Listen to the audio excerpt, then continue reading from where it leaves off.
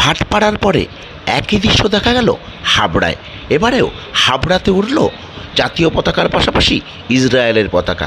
BJP নেতা রাজু বন্দ্যোপাধ্যায়ের দাবি, ইসরায়েল বন্ধু দেশ, সেই কারণেই জাতীয় পতাকার সঙ্গে ইসরায়েলের পতাকা ওড়ানো হয়েছে হাবড়ার রামনবমীর মিছিলে। এদিকে এই ইসরায়েলের পতাকা দেখেই হাবড়ার পুলিশ রে করে তেড়ে যায় বলে তার অভিযোগ।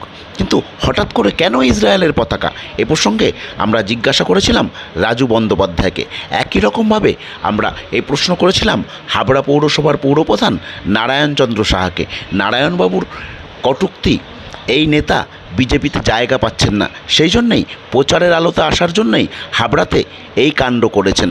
আর রাজু বলেছেন, আবার ওড়াবো বন্ধু দেশের। দেখা গেল হাবড়াতে ইসরায়েলের পতাকা উঠল রামনবমীর মিছিলে, কি বলবেন? না দেখুন, ইসরায়েলের পতাকা ওড়ানো কি দোষে? আমরা কলকাতার বুকে দেখতে পাচ্ছি গাজার পতাকা উঠছে, পাকিস্তানের পতাকা উঠছে, আর পুলিশ নীরব দর্শক। আর আমরা আমাদের বন্ধুদের সাথে জাতীয় পতাকাও ছিল, জাতীয় পতাকারও অবমাননা করলো।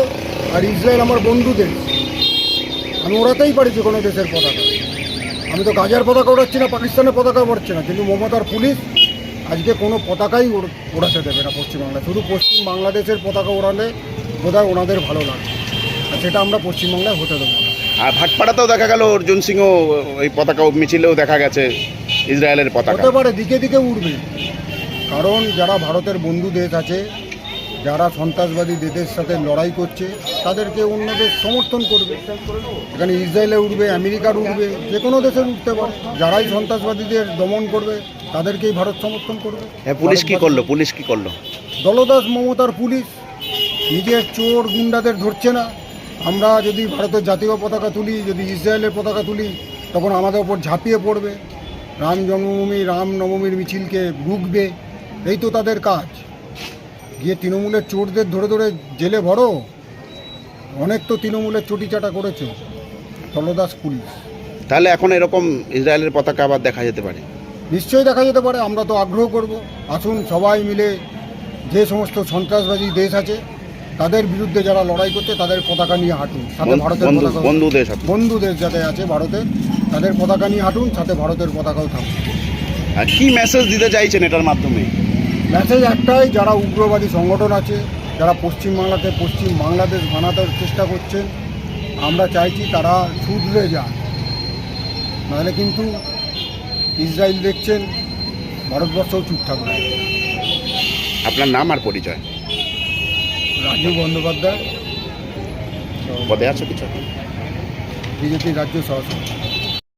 রামনবমীর মিছিলে কি বলবেন? এটা হচ্ছে রাজনৈতিক দৈন্যতা। বিজেপি পার্টির কিছু উচ্ছিষ্ট নেতা আছে, সেই নেতাগুলো কি করবে বুঝে উঠতে পারছে না।